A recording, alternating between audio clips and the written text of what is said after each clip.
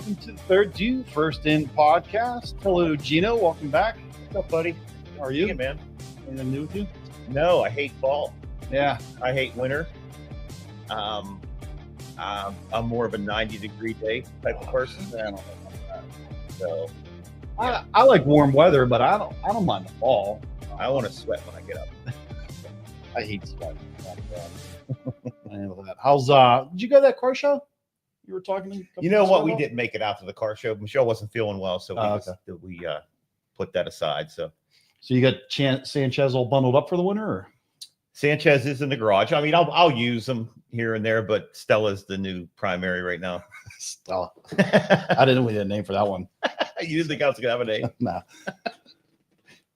All right, let me just get a word from our sponsor here, FireCam. We'd like to thank our sponsor, FireCam, the one and only manufacturer of helmet cameras built for firefighters. For over a decade, FireCam has been hell-bent on making durable, heat-resistant cameras worthy of the fire service. But they don't stop there. FireCam also offers dash cams, body cams, drones, and more. Their new FireCam Blackjack flashlight kit is a must-have for interior firefighting. With 3 helmet cameras to choose from, the FireCam Mini 1080, the FireCam 1080, and the FireCam Onyx 4K, there's an option for every firefighter. Order now at firecam.com. Oh, I see it. Go ahead, start my second. Copy, requesting second. All right, let's get right to it. We're excited to have our first guest here tonight, our only guest actually. Somebody who plays a major role in shaping the fire service across Pennsylvania. We're talking about State Fire Commissioner Tom Cook. His office oversees firefighter training, recruitment, grant programs, relief funding, and many of the statewide initiatives and directly impact both career and volunteer departments throughout the Commonwealth. Get a little information about Commissioner Cook here. Commissioner Cook brings an incredible amount of experience to the role. Previously served as the Assistant State Fire Commissioner and as the Administrator of the Pennsylvania State Fire Academy, where he oversaw the state's entire firefighting training system. Before that, he retired from the Pittsburgh Bureau of Fire as Assistant Fire Chief, managing day-to-day operations for a department of over 700 personnel. Prior to that, he served as a career officer in Mount Lebanon Fire Department and instructor with the Allegheny County Fire Academy. And he held every rank but chief of department with the Monroeville Volunteer Fire Department. Top of that, he's associate professor at Point Park University and holds degrees from Carnegie Mellon, Columbia Southern, and the University of Phoenix, along with national designations as Chief Fire Officer and Chief Training Officer. Commissioner Cook has been honored as a Fire Instructor of the Year, Fire Officer of the Year, and even received the Red Cross Hero Medal for his civilian rescue in Pittsburgh. So let's bring him in. Welcome, Commissioner Cook. Welcome to the show. Hey, thanks for having me, guys. I appreciate it. Yeah, we're excited to have you. So before we get into everything, just I always say I give you your background there, but can you expand a little bit on that? What got you into the fire service? It's too long, right? I should have retired years ago. There's probably a lot of people that'll tell you that after some of the debacles we've had over the last couple of months, but no, it's been a great run. Started as a volunteer, very proud of the time I spent in the volunteer fire service, and got tired of the corporate rat race and made this a full-time career. And it's taken really good care of me, and here I am sitting in the governor's cabinet, advising him on the needs and the wants of the fire service of Pennsylvania. So, no complaints, right? So did you start out as a volunteer in Monroeville? Is that where you started? Yes. Yep. My dad was a volunteer in Monroeville. So, if you want to get technical, I started in the volunteer fire service at 3 years old, riding the fire trucks at parades and stuff. But, joined as a junior firefighter and, been involved ever since. So awesome. What Monroeville? Monroeville number 5. Number 5. All right. So the first question I have for you is before we go on, I'm sorry. Tom and I have been friends for a little while now. And Tom, again, I want to really thank you for everything that you've done for me in my fire service career and me getting into becoming a fire instructor and working under you on many and working with you. And the funny stories I have is Tom is invited me up to teach for a weekend at Lewistown. I think we were doing Bethel and Mount Lebanon. Yeah, it was the South Hills gang or whatever. And the night prior to that, we went over to like the hotel bar and enjoying some fellowship. and there was a band from State College playing in the bar, and it was a large band, a bunch of bohemian types from the college. And there was a kid sitting way at the end, and he was playing the tambourine. He didn't look like he was really into it. So when they took a break, I went out and found the guy with the tambourine, and I'm like, "Hey man, do you mind if I sit in on a song?" And he's like, "Yeah, no problem at all." So I went back to these guys at the table. I'm like, "Hey, I'm playing the next set," and they're like, "No, you're not." And sure enough, as soon as the band got up, I got up and got on stage with the tambourine, and I started playing. They were all like, "Holy crap! I can't believe he did that." How did you do? Did you keep up? I got rhythm. Yeah, I got rhythm. I seem to recall he did remarkably well for an impromptu appearance. So, not having practiced any of the song list, it went pretty well. I think the brewed beverages had something to do with that, maybe. Most likely, but we won't tell anybody that. Yeah, allegedly, right? Yeah. So the first question I had is, if you want to say what your opinion is on the overall state of the Pennsylvania volunteer fire services, are we trending in the right direction? Are we still losing ground in terms of membership and sustainability?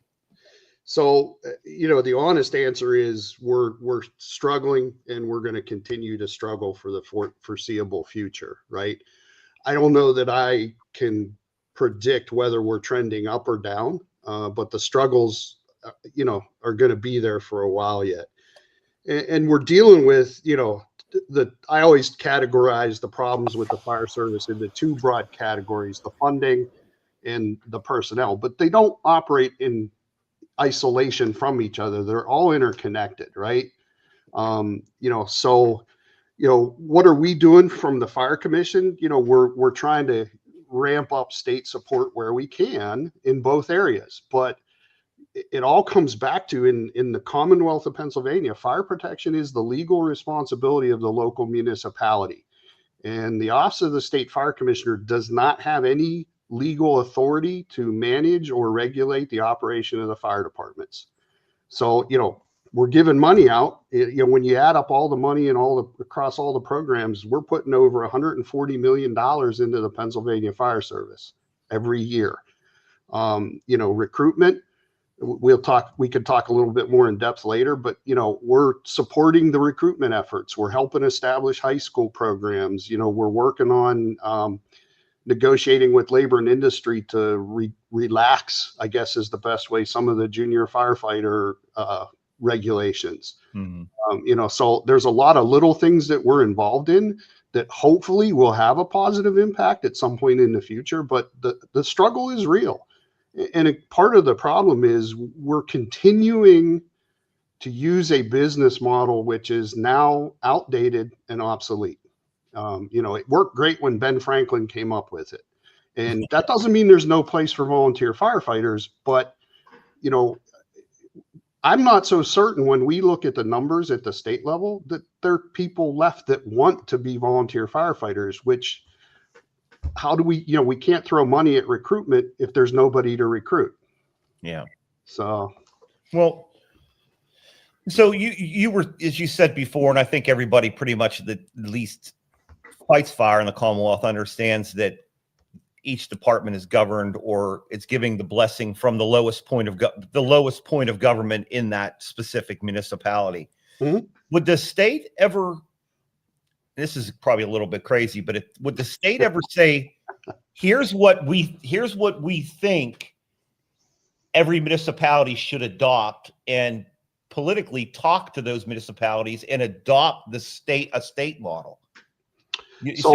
Like a Mott Lebanon model, or a whatever model that would end up being. So I guess the best way to answer that, Gene, is I don't think you'll ever see the state, in my ability to forecast, right? Yeah. Step legally into that role, right? No. But one of the things we are doing from the commission is we're working with all the municipal associations. So the Association of Boroughs, Townships, right? Mm-hmm. County Commissioners Organization.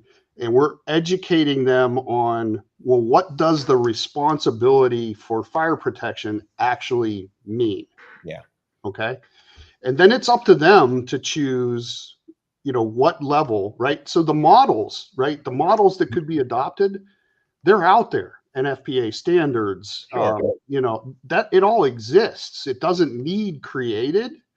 And then there are best practices in other states that need to be looked at. Maybe that's what I'm thinking about. Best practices would are they applicable, right? And one of the ones everybody wants to rush to, right, is, and I know in my time growing up in Western Pennsylvania, right, Prince George's County was held up as this like premier way to do fire service, right? Right.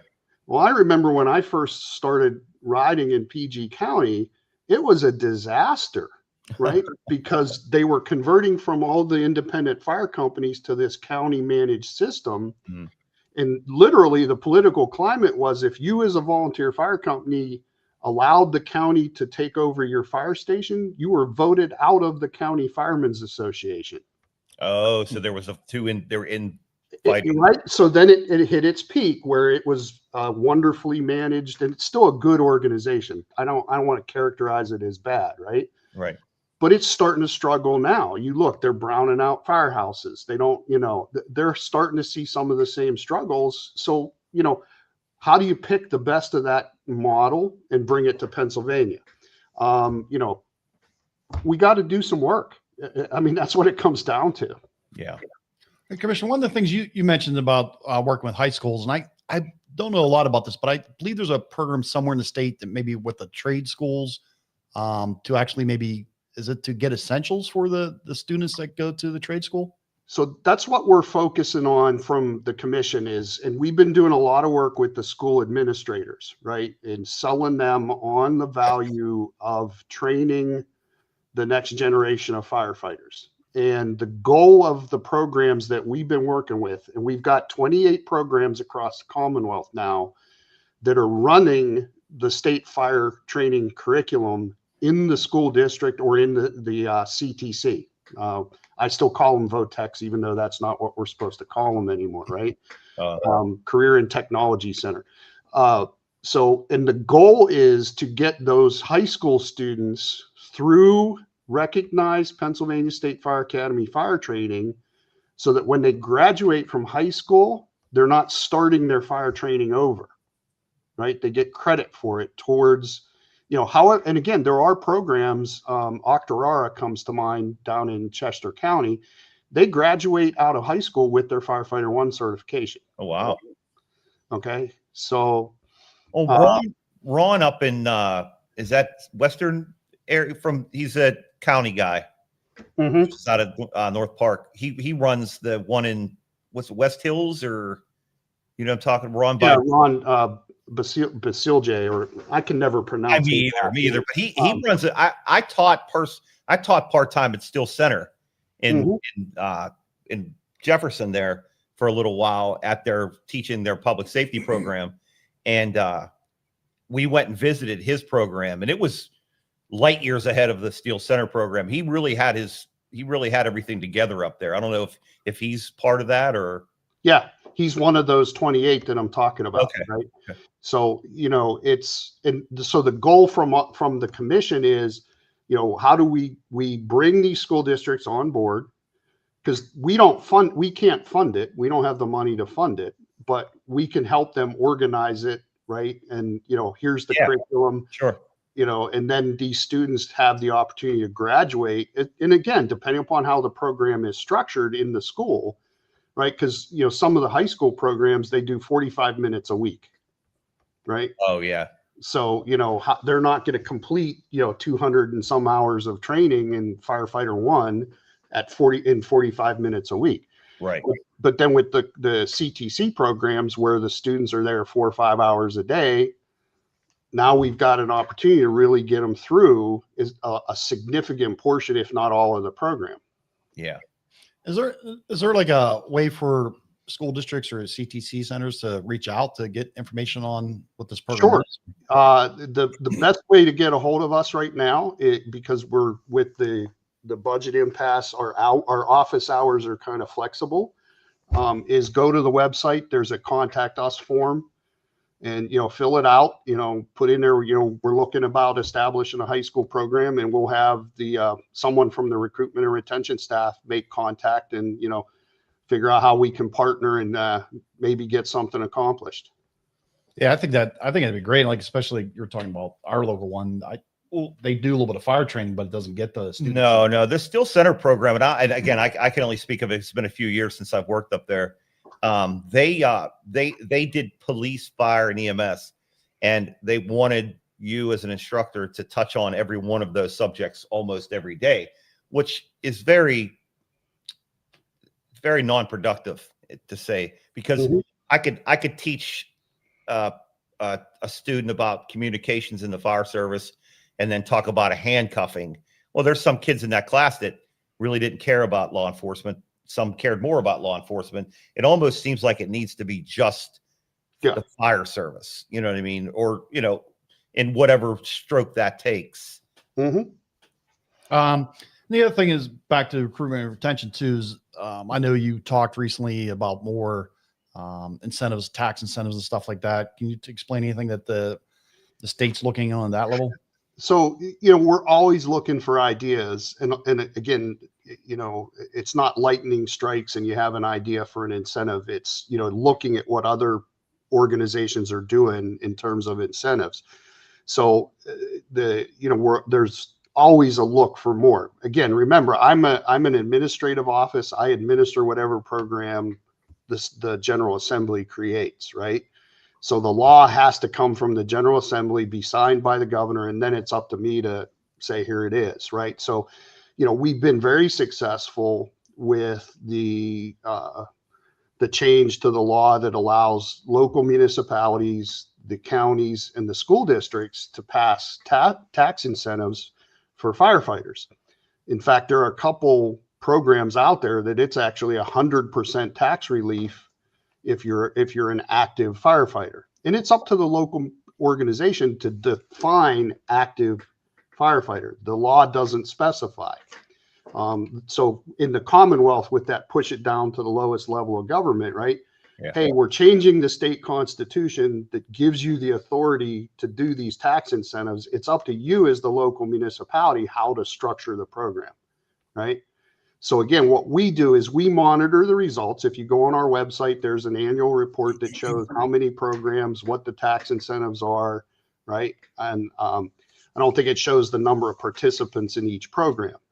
The one of the negatives with especially where it's a property tax based incentive, is most of our volunteer firefighters, probably most of our career guys, if we really looked, they don't own property, they're renting. Yeah. So a property tax based relief really doesn't do much. Now, my personal opinion with that type of incentive, that's more a retention incentive than it is a recruitment, right? So when it's maybe 40, 45, wife and kids in a house. I'll be more inclined to stay active as a volunteer firefighter because I can get 100% property tax rebate from the school district, right? Okay. Right. I don't think there's a young kid sitting in a bar going, hey, look, if I become a volunteer firefighter at 18, I don't own property yet, so it really doesn't apply to me to begin with, right? Right. In recruitment, look, it's just like we're talking about with how you organize your fire protection. There are places in Pennsylvania that are not struggling to recruit firefighters. Right. All right. Well, what's the secret recipe? So that's what we've been trying to capture through the recruitment and retention program is, what are those best practices? And then we have the menu, right? And so now, Gene, you have your fire department, you're struggling, you reach out to us, hey, I need help. Mm-hmm. We can sit down with you and go through the menu of options and help you pick one that you think will work in your area, all right? Because recruitment is a local issue. It's not something, again, the state, we don't have the legal authority to do it, but even if we did, how do I recruit for 2,500 municipalities, 67 counties in Pennsylvania? Because each one needs a targeted solution based on their circumstances. Everyone's different. Yep. well, the rural Pennsylvania, go broad even, right? Rural Pennsylvania has a different need than urban Pennsylvania. Right.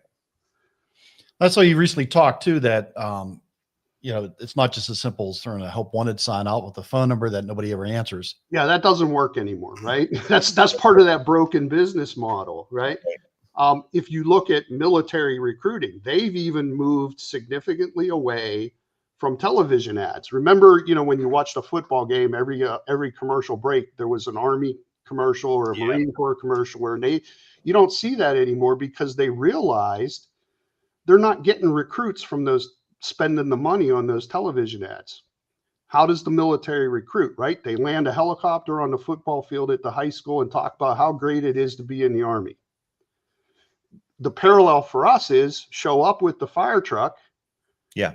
And don't send the guy that's going to just complain about how miserable the volunteer fire department is and it sucks. All you got to do, chicken dinners, and send the person that's going to be like, hey, this is great, right? I've been doing this since I was 3 years old. This is the best hobby I've ever had, whatever, sell it. You got to sell it. Yeah. On another matter too, for retention, I guess recruitment, I know there's been some talk for years about pensions and stuff like that for the volunteer service. Is the state doing anything with that or looking at anything in that? So the closest that we're going to get is, allowing the volunteer relief associations to set up length of service award programs. So it's not called a pension, but how you structure the program, it could be considered a supplemental retirement program, right? Using relief money? Yeah, you can use relief money for length of service award programs now. Oh, wow. So there's some departments out there that are relief heavy. Yep. Throughout the state. Yeah. And, so that's one thing. One of my personal ideas is create move us into and again, the career guys out there are going to attack me, but it's okay. Cause I've had conversations with the organizations, right? How do we move to a statewide firefighter pension system that everybody participates in? Right. Yeah. Gene, why I'm going to get killed on that one. Yeah, I can understand that, but everybody has to understand that we're in the reality now. Yeah. Yes. Would you like to just magically wave a wand and say everybody's a career firefighter now and everyone's making $100,000 a year and a 20-year pension? There's not enough money in the state to do it. Yeah, right. It's impossible. Well, that actually brings us to the next topic. I know there's been some, I don't know if the changes are in effect yet or the changes are coming for the Relief Association money. Yeah. And that Matt Chapman had asked, be able to, Yeah. So what happened in Act 91 of 2020, when management of relief moved from DCD to the Fire Commission, the Fire Advisory Board was also created in that act. And the Fire Advisory Board was tasked with studying relief and issuing a report with recommendations for improvement, right? Mm-hmm. So that report was submitted to the General Assembly and the governor's office in December of 2023. And very little direct legislative action has come out of that report, but I could tell you the discussions are ongoing, right?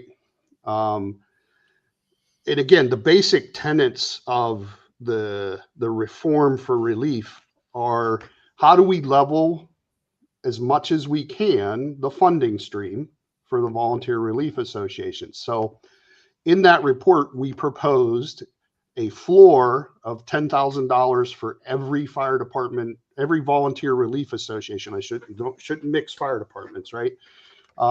In Pennsylvania. And then on top of that, you would still get your allocation like you do now based on your population and property values. So right now, the allocation that comes to a relief association is based upon the municipalities they serve, certifying the relief association as serving that municipality. Then they look at population and property value in that municipality. It's run through a formula, and that spits out a dollar amount that relief association gets, right? So we're going to start with a floor of 10,000 plus the allocation. The only strings attached to that would be you have to provide, you got to go back to the roots of Relief Association and provide for your members in time of need. So you would have to purchase out of that $10,000 a supplemental insurance program to protect your members, right? So if they're injured or disabled performing the work as a volunteer firefighter, they have insurance coverage. Okay. So, like Aflac or Mutual of Omaha or However, what? again, Yeah. however the local entity wants to structure that program, Gotcha. right? The second string would be if the fire company and not the municipality was paying career staff. That you would have to provide for a retirement for the career staff out of your relief allotment. Okay, again, we're not telling you whether it's a defined contribution, a defined benefit. We're not specifying an agency that you have to use, but you got to provide for a retirement for the career personnel, right? If it's a municipal department where the municipality, i.e. McKeesport, that you guys already have a pension. You don't, that Right. doesn't need to be worried about. And then to answer Mr. Chapman's question, how do we relieve the pressure of administering relief, right? So we want to get rid of the list of eligible expenses and move to how do spend it on operating your fire department. Okay. Over the years, the relief legislation has been amended. Okay, now you're allowed to pay for this. Now you're allowed to pay for that. Now you're allowed. It used to just be health and safety, right? Yeah. Well, now there's a lot of operational things that are eligible to be bought with relief money because of the amendments. Okay, well, let's just admit that that's an outdated law, right? And say if it's for operating and providing fire protection to the community, it's an eligible expense. Right, like gear or whatever. Yeah, anything, right? Then the other thing which we feel needs to happen there is, because the combination model is becoming so common, get rid of the wall in a combination department where you're not allowed to spend relief money to buy equipment for the career firefighters. Okay, so we took a significant step forward with that with the opinion we just released last week, which you probably saw on social media, that says career firefighters are allowed to use relief property as long as the property remains under the ownership hands of the Relief Association. Right? We still can't buy turnout gear, gloves, hoods, helmets for the career guys. Right? The law does not permit that. Okay. And we can't pay for the career guys train. Again, it's an outdated business model. Let's get with the times. Okay. Yeah, and it's not like it's gonna. I mean, again, funds do get mismanaged. We all know that. We're all human. But yeah, right. And I think the easiest way to do that would just be line item issues. You know what I mean? Like, okay, you submit your audit to you or the state fire commissioner of the state or PEMA or whoever it is, and they say, okay, you're good, right? That's kind of what happens anyway, right? With the audits. Yeah. Yeah, it is. And, and again, there's some more administrative details in the proposal, but those are the high level concepts, right? Let's modernize it. Let's make it have value. Now, how do we fund it, right? This is going to be the tough part. And if the Fire Service of Pennsylvania does not band together and speak with one voice for this, we're going to get what we've always gotten in the past out of the state government, which is not a lot. And so right now, the 2% foreign fire insurance tax, of the revenue collected, about 9% comes to the volunteer relief associations. 42%, somewhere around the 42% number, goes to municipal uniform pensions. I am not taking on a fight with the municipal pension people. All right. Not going to do it. But that remaining, what is it, 30% or whatever? I'm terrible at math. That's why I was on a truck company my whole career. Right? That remaining balance just goes into the state general fund. So bump us from 9% of collected revenue to 11% of the collected revenue, and we can cover that $10,000 floor plus the current allocation model. Oh, wow. And no fire company or no relief association should lose money in the transition. Okay. So just to understand this committee has discussed this. These are the recommendations, but there's no current bill. Correct. Okay. Yeah. There are conversations happening in the General Assembly, right? But there is no bill proposed to adopt any of the recommendations in that report. Were there any other changes recently? Because I had heard a while back that there was some changes coming to how we spend the relief money, and the rules were going to lighten up a little bit, or is that just Well, the rule under my decision making as the fire commissioner, right? So Act 91 of 2020, I now determine what is and is not an eligible expense. Okay. Oh, so it's so if there's a question, say someone wanted to buy X something or whatever, they would call you or call your office. Well, I would hope they would check the online database of eligible expenses first. Oh, okay. All right. So right? there is. Okay. And then if it's not in there, call the commission. All right. But we're still handcuffed by what is listed as eligible categories in the law. Okay. So let me give you an example. We're getting bashed in social media for this decision, but let me explain how it occurred. Sure. We get a request from a relief association. They want to buy a Sparky costume for fire prevention activities. Okay. When you go back to the law, the clause that talks about fire prevention being an eligible expense says that it has to be specific for materials handed out to the general public. So even though Sparky is a huge part of fire prevention, it's not an eligible expense under relief, because you're not buying Sparky costumes and handing them out to every kid you interact with. But if you did that, that'd be covered, right? Yeah. And that's what if you want to do that, right? Yeah. So, thanks for clearing it up. I was curious about But that. so I think what you're referring to is we have broadened our interpretation of the eligible categories pretty significantly, right? Okay.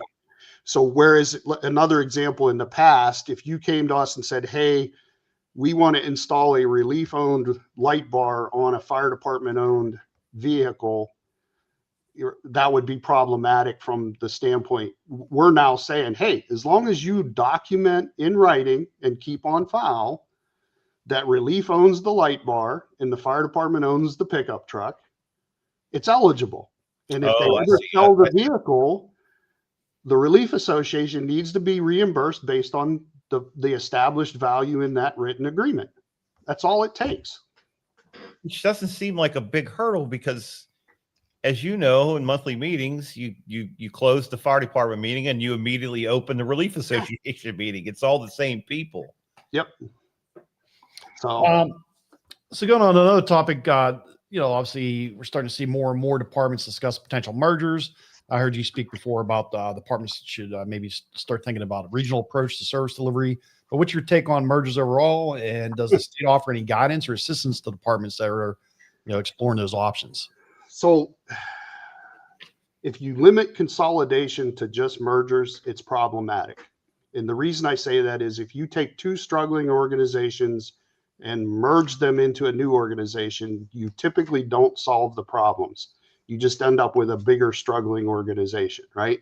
Mm-hmm. So mergers are a tool in the regionalization and consolidation process. And, you again, just like we talked about recruitment being a local decision, this whole regionalization approach could look different in every community in the Commonwealth, right? Yeah.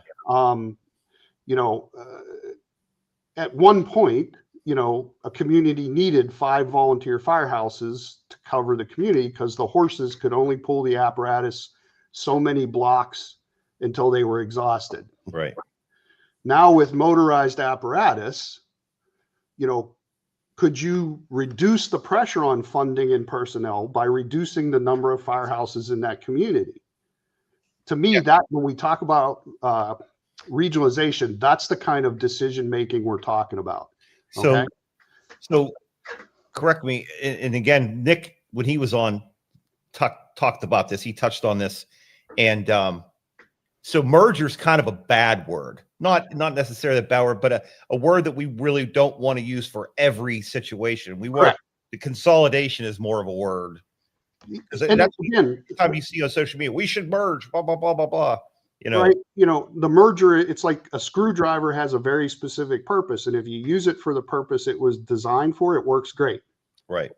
Right? You try and use it for something else, it doesn't work so great. Mergers are the same way. They're a tool in the toolbox that in certain situations it may be very appropriate, right? Right. So if you have the case I'm talking about, let's say, just pick a number, right? There's 4 fire companies in a community. Mm-hmm. They're all doing well financially, but maybe they're all hurting for people.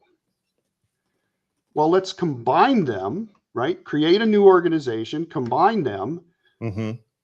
reduce the number of fire trucks that you're trying to staff. There's one of the key provisions of it. Reduce the number of firehouses you're trying to keep open to a realistic number. What do you end up with? You end up with a stronger organization. So in a circumstance like that, a merger might be appropriate. Okay. You know, the trickle down to that too, you know, the buying powers of small equipment, you know, it's a trickle down for sure. Right. And again, I think I said it at the policy hearing in Baldwin, right? You know, in the good old days where we're staffing 2 pumpers, a ladder truck, a heavy rescue, a tanker, a brush truck, and 4 squads out of a volunteer firehouse are long behind us. Yes. Right. And again, the focus needs to shift this, you know, put the big opinion light over my head here, right? Because this is not a policy. This is an opinion. The focus needs to shift from fire trucks to how do I get the appropriate number of firefighters at a fire, right? And if we all focused on 4 qualified firefighters on a piece of fire apparatus, it relieves a lot of that pressure that's on our organizations right now, trying to come up with funding to buy and maintain 2 pumpers, a ladder truck, a heavy rescue. Now, and again, there are certain areas of the Commonwealth that model is still necessary. Mm-hmm. But in a lot of, especially our suburban and urban areas, hey, you know, if I have 1 fire truck in my firehouse and I'm putting 4 or 5 guys on it consistently, and they're all good firefighters, boy, I'm having great success, aren't I? Yeah, I mean, obviously, too, I think back in the day when volunteer service was at its peak in Pennsylvania, you were able to staff an engine, a truck, you know, second engine. But now you're lucky if you get 1 piece out the door. But these companies, Pleasant Hills included, we still have an engine, a truck, and a rescue. Maybe it's time to some more of a regional approach, as you're saying. Everybody doesn't need a ladder truck. Maybe allow your neighbor to bring their ladder truck to your call. Well, I think, again, going back to that policy hearing that was hosted there in Baldwin, right? I think the Baldwin people were talking about, you know, when they started looking at their consolidation process there in the borough of Baldwin, mm-hmm. they took inventory of the number of ladder trucks they had in their departments and in the surrounding departments, and they made a conscious decision moving forward. They're not going to have a ladder truck. You know, that's the courageous type of decision that needs to be made if we're really going to have a positive impact on the survivability of the fire service in Pennsylvania. Yeah. The other aspect of that question is does the state offer any assistance or any guidance to departments that are thinking about merging or consolidating? Yeah. So again, that's not the legal responsibility of the fire commission, although we will assist, right? Those merger regionalization conversations are under the local government services office under the Department of Community and Economic Development. Okay. DCED. Yeah. Now I know the DCED studies have left a bad taste in a lot of people's mouths, especially in Western Pennsylvania, but because DCD legally can only engage the municipal entity and not the fire company, it's always going to be slanted towards the municipality, and you're only going to get what the municipality is smart enough to ask for. Yeah. In the contract. Okay. So again, if the fire department has an open relationship with their municipality and is actively participating in the design of the contract with DCD, mm-hmm. you get a better quality study. Okay. Yeah, no. There was a question you wanted to ask. Oh, it's not related to that. But Tom, are you seeing a lot of consolidation talks now? A lot more than like say 2 years ago? It's just not talk. It's actually happening, right? Yeah. So we're seeing more and more consolidations in various forms, right? Everything from everything from a formal merger to the municipality establishes a Department of Emergency Service, which has oversight of the volunteer fire companies. There's a million and one ways to approach that. Okay. And that's where, it needs to be carefully thought out, planned, and managed during the transition, right? Right. But that gives the whatever area, whether it's the municipality or a group of municipalities, they can design the system to actually meet their needs. Oh, okay. Yeah, I mean, just in the South Hills, recent years, we had 2 consolidations, Jefferson Hills and Baldwin. I mean, it's happened in Mon Valley. The Elizabeth Township departments have touched on it. I believe there's a neighboring community. I don't that neighbors are First Due District that's doing it or in talks of doing it right now. I'm just glad something's happening. You know what I mean? There's something because the biggest thing, right, in recovery is acknowledging that you have a problem. Yep. Yeah. The question I was talking, this off topic, but with the most recent PTSD bill that went through, is there a lot of my question? Let me try to word this rightly.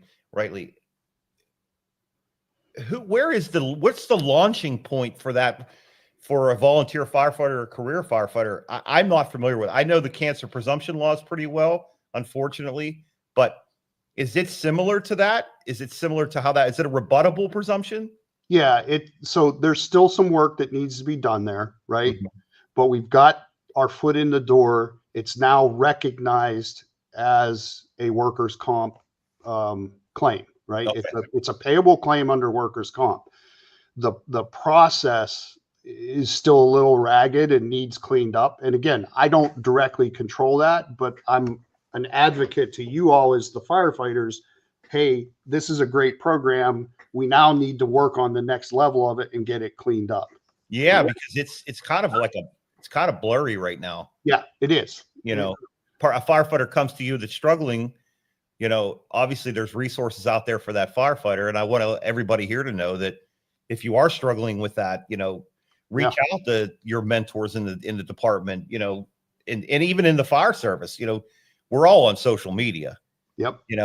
And everybody that's in the fire service knows the leaders of the fire service. Reach out to those people. But my question was, like, if a firefighter comes to me, and obviously I'm going to be able to deliver resources to that firefighter to get them help, but the step to getting compensated, that's the blurred line to me. I don't know that that's been well defined yet, right? Okay. And if you go back to the early years of the cancer presumption, right. There was a significant number of cases that had to go to court to get resolution that helped establish the precedent of what is and what is not occupational cancer. I think we're going to see a similar process with the PTSI. Yeah, because I have a workman's comp attorney that I could. It's there. He's in my contact list. But is there going to be an attorney out there for that one day? You know what I mean? A specialized somebody. Yeah. Yep. No, you're 100% firefighters are struggling. A lot of firefighters are struggling. Yeah, it's not, and again, I think, and I'll be honest, I see a counselor every week for stress management. Well, part of that stress is the things I've seen, heard, done over 40 years, right? A lot more of it is what I deal with currently day to day, but that's not something we need to get into here. That's the sports bar with the tambourine conversation. It's not more. It's not a muscle strain; it's a brain strain. Yeah, and us old guys, right? We were taught you pushed it into a box, right? And Right. nailed the lid closed on the box, and you never dealt with it. Well, how many boxes do you carry around in your lifetime, before it breaks you down? Right. That's really what we're dealing with. And, how do we build resilience, but, not all, you're going to have to take the superhero cape off at some point. That's the whole thing. And then, and again, is the humbling yourself to the fact that, hey, I can't do this myself anymore. So he would know better than me what some of the challenges we're going to, because he's directly involved, in the passage of the legislation, right? Okay, good. So, you get it. I kind of know him a little bit. Yeah, I would imagine.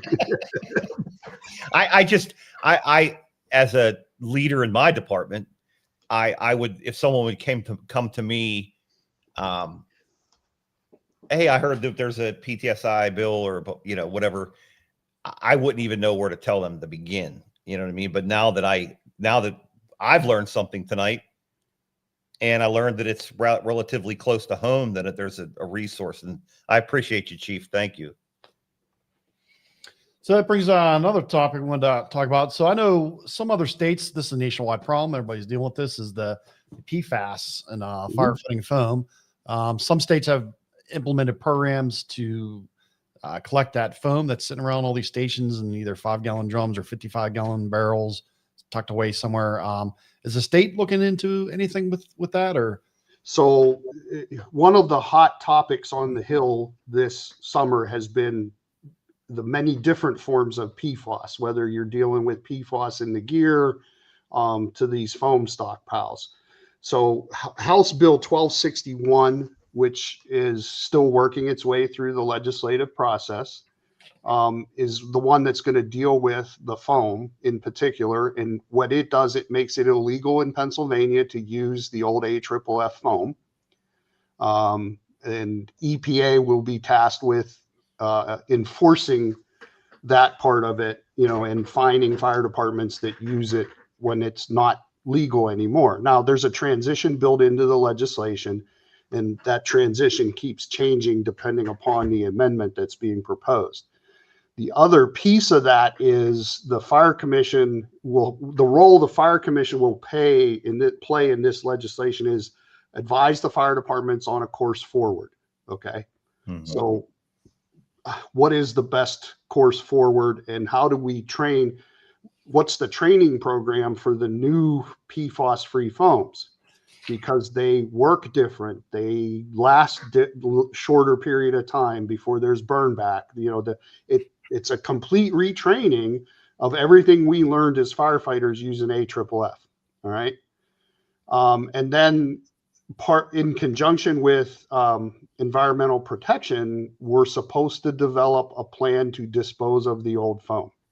Okay. The Achilles heel in the proposed legislation right now, there's no funding. It's always this. Yeah. It's always right? this. So, the best we could do under the way the legislation currently exists is have a state contract that says this is the vendor and this is the price, but then your fire department still has to come up with the money to pay to dispose of the foam. Okay. Yeah, which could be very expensive. Oh, it's a hazardous material.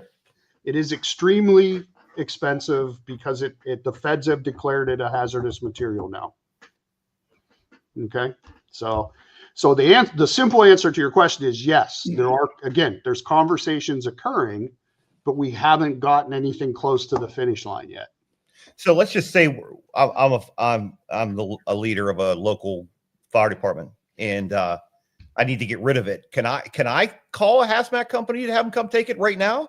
Yes, some will and some will not, because the incinerators and or the landfills that used to take it, mm-hmm.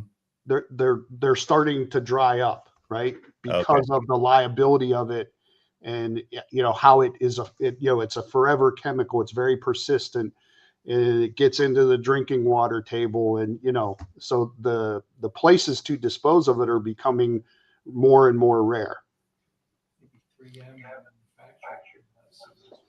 Yeah, that's true. Dan was saying even the manufacturers should have some kind of responsibility to dispose of their own product, but you know how that'll work. Well, and again, if you talk to the foam manufacturers, they won't sell you foam right now that has PFAS in it. Right. They've already adjusted their formulations. Okay. Okay. Because they see the liability train coming down the track, right? Yeah, they got the blinders on. They're like, we're just looking forward. Yep. I understand. I mean, it's definitely a very hot topic right now with gear, especially with gear. It's become a big issue with fire gear throughout the country, with it being inside the fabrics. Yeah. But at least with the foam, it sits in a 55-gallon drum. You're not right. exposed to it. But what gear like you put on every day. we want it all sitting and taking up space in our building. You put it outside. There's so many questions. Yeah. Yeah. Well, I think good. Isn't it VFIS that issued opinion when this first became an issue that if you had it, they weren't going to insure you or some bull crap like that? Oh, really? Yeah. I don't quote me on that, but I remember something along those lines.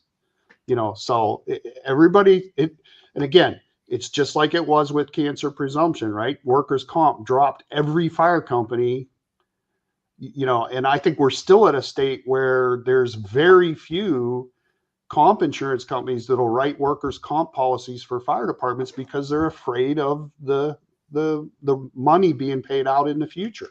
Oh, with cancers. Yeah, with cancer. That was specific to cancer. Yeah. Well, to the next topic I wanted to ask you about is the rollout of the emergency networking reporting system, just to see how that's going, the implementation timeline, what departments can expect, along with how this ties into the new NERS standards. Yep. So let me get my notes here so I can give you the facts, right? Because it has become a very emotional topic. No way. So in 2022, right, the commission was notified by ESO that their support of the emergency reporting product would be terminated spring of 23. All right. Meaning it was no longer going to be available nationwide, the emergency reporting software. We negotiated with them to keep Pennsylvania up and running on the emergency reporting platform, independent of what other states were doing, right? To allow us to get through a procurement process. All right. So we started the procurement process, and then the feds announced that they were changing from NFIRS to NERIS. So we paused our procurement to figure out what impact the NERIS change would have on our procurement. And then we ran afoul of the procurement system because we didn't fill out a form correctly or something stupid. I wasn't part of that was handled by staff, right? And the staff did everything they were told to do, but there's another bar conversation, Gene, right? About how procurement works in the Commonwealth. And so, we went on, kept extending with ESO. But the real truth is the ER product should have gone away, and we should have transitioned to a new software package June of 23. Okay. So we extended it for 2 years. Mm-hmm. And finally, we get a procurement decision in June of this year. And as we started laying out the transition plan before we could extend the contract with ESO, we get hit with a budget shutdown. No buying. So it puts us in a tough position, right? I recognize as the commissioner, we've put fire departments in a less than ideal situation. All right. But it's not something that we at the commission could have controlled. All right. Mm-hmm. But we recognize it, and we're going to work with the fire departments to get them through the transition. Right. Okay. That's the important thing. We're not going to leave anybody hung out to dry. But one of the best pieces of the nearest data model, it really, because everything's cloud-based now, Yeah, not server-based, it doesn't really matter what software your fire department uses. The commission is still going to be able to get its data to determine if you're participating in reporting and eligible for a grant, which is the big concern everybody has, right? Let's be honest about it. So basically you're saying is the fire department's information is going to go somewhere if you're doing some sort of reporting system that you recognize. Yep. Yeah. So let's talk names, right? So a lot of fire companies moved to first due while they were waiting for us to get our procurement decision done. Yeah, we did. Right. I can get the data I need about your fire department in McKeesport out of the nearest database to make a determination whether you're eligible for the grant program. Are you actively participating or not? Because you have access to first due. I don't have access to first due, but through emergency networking, we have access to the federal database. Oh, okay. I see what you mean. Okay. Okay. So in a lot of ways, the nearest system is going to be a huge improvement over NFIRS. There's going to be a learning curve. There's going to be pain with the learning curve, just like there is any learning curve. And our role is to support the fire departments through that transition. Okay. Okay. So is it a done deal though? Like because of the budget impasse, is Emergency Network still going to be the state's provider? The purchase order was issued before the budget impasse went into place. So emergency networking is the state provided incident reporting software. Okay. But talk names, ESO has made the offer that if a fire department chooses to stay on the ER platform for a fee, they'll carry you forward to the end of December. Oh, but they can't even extend the ER package beyond December because it's not nearest compliant. And January 1 is when all fire departments in the United States have to be on a nearest compliant software package. Okay. What are the nearest compliant software packages that the state's looking at, or are you we have ours. Oh, you have networking is ours, right? Anybody that's going to sell you software today is going to sell you nearest compatible software. That's all above my pay grade, but it affects me directly because that's what I use every day, all day long. Yep. So the good news is, out of this whole mess, right? The departments that we've onboarded to the emergency networking so far, almost 100%, right, feel that it is the user interface is way better than the emergency reporting user interface. Oh, really? Okay, that's good to hear. That's good to hear. It's the between the changes that Nearest made in terms of data points they're collecting, and then how emergency networking lays it out on the screen. Just about everybody seems to feel it's a better product than the old ER product. Okay. Did you guys used to use emergency reporting before you went to first due? We did, yeah. We went to first due. Like Tom said, whenever that period, I guess that was that transition period, we had to pick something. Yep. And I like first due. Don't get me wrong. I personally like the program. I know. I mean, I know emergency reporting was tedious to fill out a report, but I don't know what it wasn't Firehouse software. I know that. Yeah. Good old Firehouse software. Yeah. Remember that back in the day. The last topic I just wanted to, we'll let you go to bring up with you is one of our viewers asked about this, but apparently back in 2011, Governor Corbett signed into Act 1 that removed the sprinkler mandate for new 1 and 2 family home constructions. Has there been any renewed push to bring that requirement back, given that sprinklers clearly save lives? I 100,000% agree with the statement that sprinklers save lives. All right.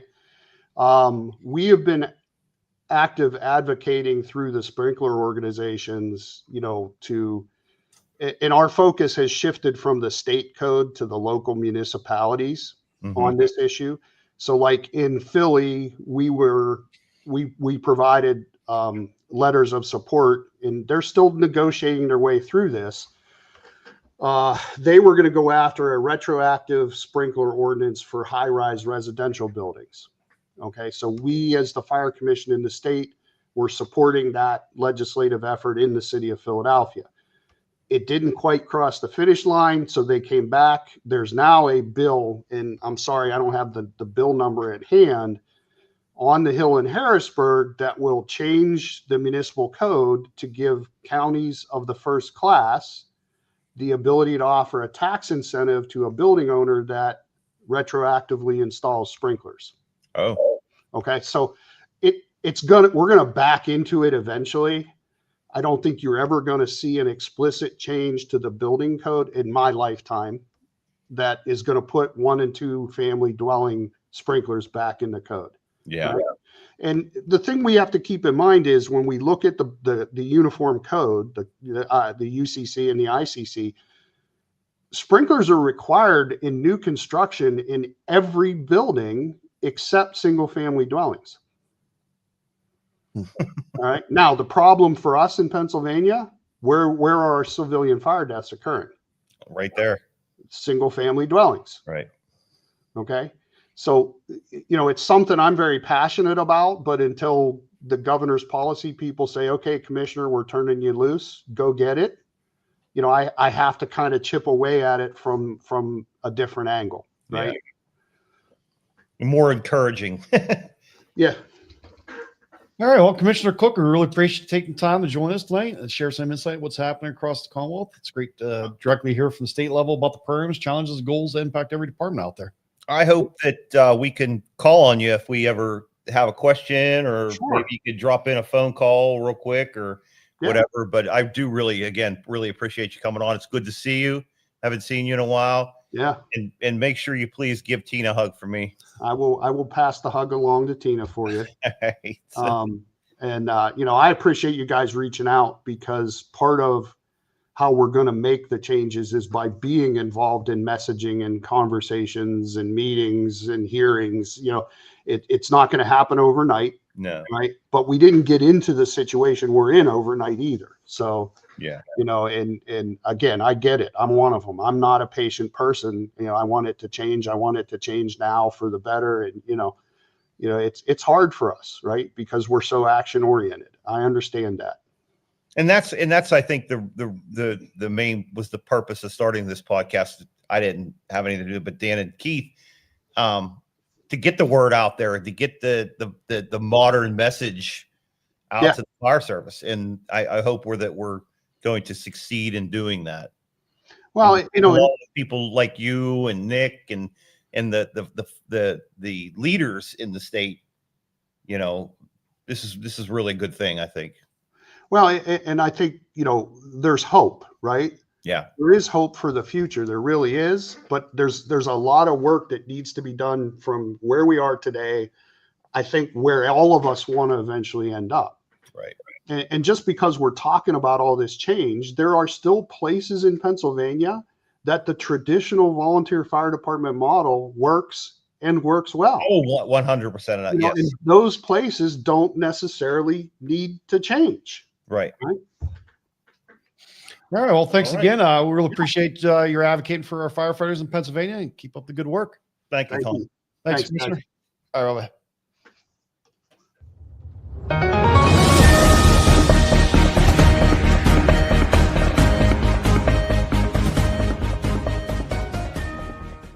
That was great to hear from the commissioner. A lot of insightful information. Yeah. A lot of questions. Yeah, it was good. I'm glad that we can call on him at any time that we need a question answered or something related to his office. Now, it sounds like you guys got a lot of bar catch-ups you guys got to do. No, those days are over. So let's get to the news here. I got a couple stories. Top story we're going to talk about. So did you see this? For some council people, I don't know, it was council people, city employees actually from the city of Pittsburgh. I guess they're trying to get bike lanes installed down the Strip District, and the city fire department's against it because I didn't know there's a code that the road has to be so wide for emergency vehicles and everything to get through, but it would go against that code, and it'd be tough for them to get emergency vehicles around. So one of the city employees, I guess, apparently Baltimore went through the same thing, and their fire department was fighting it, and I guess must have did a social media campaign. So they reached out to Baltimore officials asking on dealing with the firefighters' resistance to narrowing the street bike lanes. Baltimore project manager responded with an email that Pittsburgh could get its firefighters to publicly embarrass themselves the same way that Baltimore had done. And as I said, these were in reference to the social media post.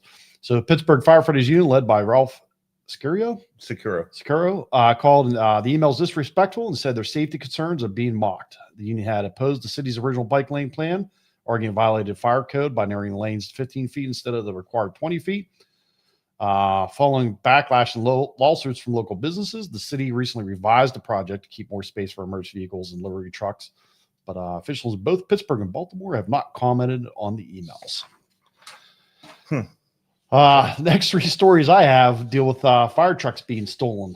So this one was Halifax Regional and Virginia. I guess our fire and emergency truck was reported stolen on Monday morning. According to Halifax Regional Police, firefighters responding to a fire alarm on Almond Street at 5:10 a.m.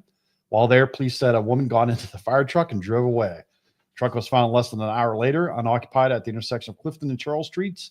Police said that there was no damage. A suspect was arrested about 6:30 a.m. No one was hurt. So the police department appeared in court on Monday to face the following charges: assault a peace officer, mischief, endangering life, operating of a conveyance while impaired to a degree by alcohol, drugs, or a combination of both, failure to refuse to comply to demand testing, theft over $5,000, possession of property obtained by crime over $5,000. That was a manual transmission. It would have never happened. Right. Yeah, you're right. there's a slew of them this week.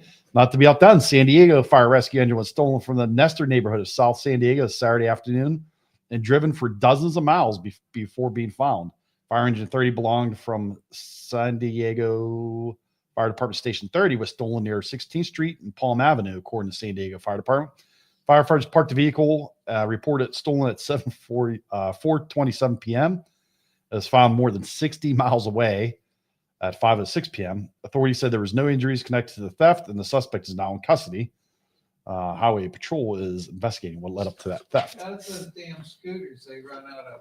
Yeah. Battery size. So they figure they'll just use the fire trucks now instead of the scooters. Hey, we can always go back to the famous comment: "Stay classy, San Diego." Yes. Yeah.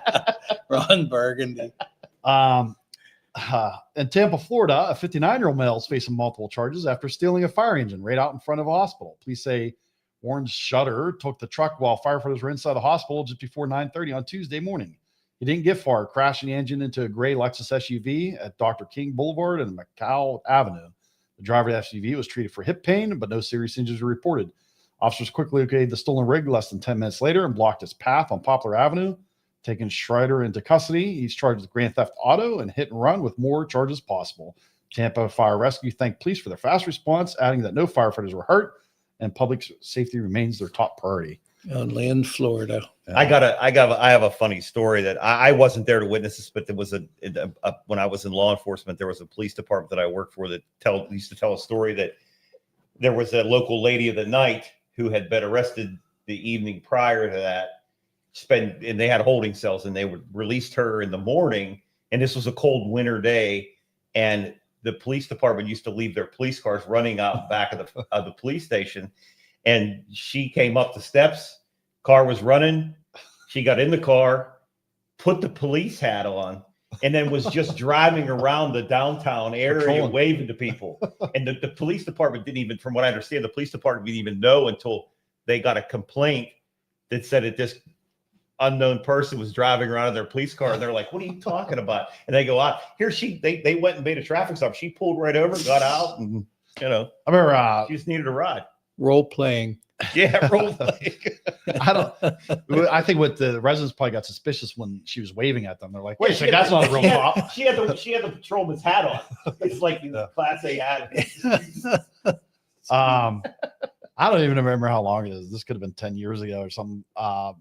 Mile 11 and Rental Girl Rescue Team South, one of their ambulances was at the ER, and somebody came out of the ER and jumped on the ambulance and took off. And another medic unit ended up calling it in and said, like, "Hey, so I just seen somebody jump in the medic unit and take off." And I think Mile 11 ended up getting pulled over and the rest of them. But so the only other things I have here, I just wanted to, this is from the Office of the State Fire Commissioner. I saw this on their website today. Actually, I think they sent an email about it, but just let everybody know that they extended the deadline for the FCEMS grant application due to some miswording on their website. So you have until October 24th to get that application in. But I know they give out some good grants. You can, do things for your facilities, equipment, debt reduction training. There's a lot of stuff you can get those grants for. So if anybody's out there hasn't applied for it, you have in 2 days. So get it in. And then the only last news article I had is this. Since we talked about this recently, I see today the EPA released on-scene coordination for lithium-ion battery response guide. So in this guide, you'll find battery basics, what they are and how they behave, firefighting awareness, key considerations for safe suppression, health and safety, protecting responders and the public, air monitoring tools for assessing hazards, removal and disposal, best practice for safe transport and cleanup. I just glanced through it, but it looks like there's a lot of information there. So I'm going to read through because And you were saying that the general consensus there is a lot of that is just kind of letting it. I don't know if I didn't read this fully yet, Oh, but I okay. had seen there was a fire department out west that had hybrid vehicle, or maybe it was just a fully lithium battery vehicle, but it had caught on fire, and they said that their SOPs or SOGs is just to let it burn as long as it's not endangering anything else. They protect exposure, stuff like that. But I believe they had said that the guidance they had from the EPA was that the massive amounts of water you have to use to put those fires out, the runoff from all the chemicals and stuff in the batteries and stuff is more hazardous in the environment than just letting it burn and the smoke going up in the sky, dissipating. And I guess once those vehicles catch on fire, they're a total loss anyways. So I guess their strategy is just let it burn. And there'll probably be something new next week anyway. So we'll probably, you know what I mean? It's because it's just it's a new thing and it's ever changing right now. Yeah, I'm actually tomorrow I'm probably gonna read through this because I'm curious what their guidance is on how to handle these. So okay. But that's all I had. Did you know anything? No, the only thing that I keep always leaning back on is the situational awareness for everybody. And as everybody knows, without getting political, because I'm not a political person. If you turn the news on, you know what's going on in the world. It's not very hard to figure out.